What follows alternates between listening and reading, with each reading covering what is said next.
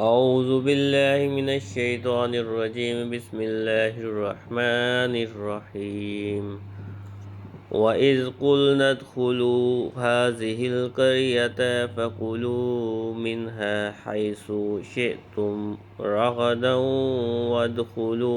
وَادْخُلُوا الْبَابَ سُجَّدًا وَقُولُوا حِطَّةٌ نَغْفِرْ لَكُمْ خَطَايَاكُمْ وَسَنَزِيدُ الْمُحْسِنِينَ۔ ترجمہ کنز العرفان۔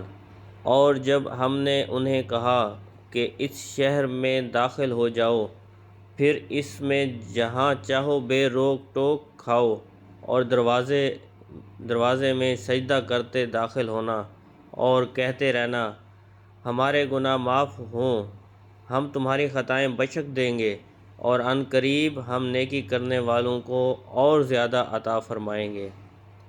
وَإِذْ قُلْنَا ادْخُلُوا هَٰذِهِ الْقَرْيَةَ، اور جب ہم نے کہا اس شہر میں داخل ہو جاؤ۔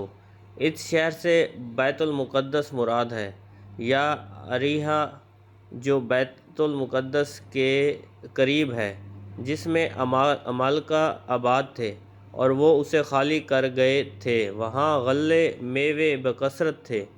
اس بستی کے دروازے میں داخل ہونے کا فرمایا گیا، اور یہ دروازہ ان کے لیے کعبہ کی طرف تھا، اور اس میں داخل ہونا اور اس کی طرف سجدہ کرنا گناہوں کی معافی کا سبب تھا۔ بنی اسرائیل کو حکم یہ تھا کہ دروازے میں سجدہ کرتے ہوئے داخل ہوں اور زبان سے حطّہ کہتے جائیں۔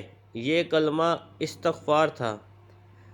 انہوں نے دونوں حکموں کی مخالفت کی اور سجدہ کرتے ہوئے داخل ہونے کے بجائے سرینوں کے بل گھسیٹتے ہوئے داخل ہوئے، اور توبہ اور استغفار کا کلمہ پڑھنے کے بجائے مذاق کے طور پر حبۃ فی شعر کہنے لگے، جس کا معنی تھا بال میں دانہ۔ اس مذاق اور نافرمانی کی سزا میں ان پر طاعون مسلط کیا گیا، جس سے ہزاروں اسرائیلی ہلاک ہو گئے۔ فَبَدَّلَ الَّذِينَ ظَلَمُوا قَوْلًا غَيْرَ الَّذِي قِيلَ لَهُمْ فَأَنزَلْنَا عَلَى الَّذِينَ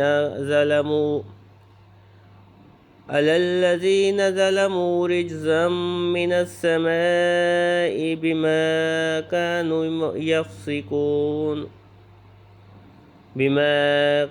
يَفْسُقُونَ۔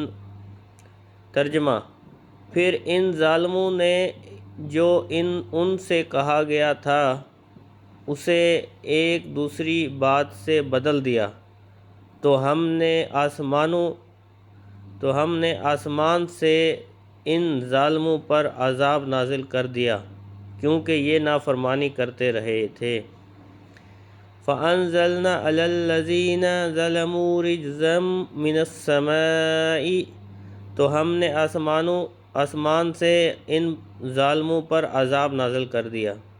بنی اسرائیل پر طاعون کا عذاب مسلط کیا گیا، اور اس کی وجہ سے ایک ساتھ میں ان کے 70,000 افراد ہلاک ہو گئے۔ طاعون کے بارے میں 3 احادیث۔ یہاں طاعون کا ذکر ہوا، اس مناسبت سے طاعون سے متعلق 3 احادیث ملاحظہ ہوں۔ 1 حضرت اسامہ رضی اللہ تعالی عنہ سے روایت ہے، حضور اقدس صلی اللہ علیہ وآلہ وسلم نے ارشاد فرمایا، بے شک یہ طاعون ایک عذاب ہے جسے تم سے پہلے لوگوں پر مسلط کیا گیا، لہٰذا جب کسی جگہ طاعون ہو اور تم وہاں موجود ہو تو تم طاعون سے بھاگ کر وہاں سے نہ نکلو، اور جب کسی جگہ طاعون ہو تو تم وہاں نہ جاؤ۔ 2 ایک اور روایت میں ہے، نبی اکرم صلی اللہ علیہ وآلہ وسلم نے ارشاد فرمایا، طاعون پچھلی امتوں کے عذاب کا بقیہ ہے۔ جب تمہارے شہر میں طاعون واقع ہو تو وہاں سے نہ بھاگو، اور دوسرے شہر میں واقع ہو تو وہاں نہ جاؤ۔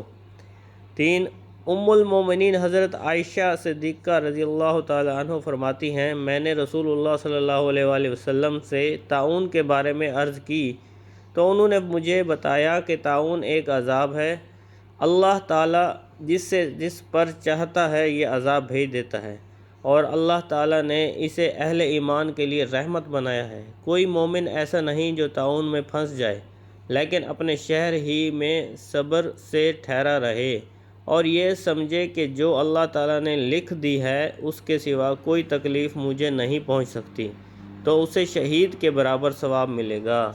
صدق اللہ۔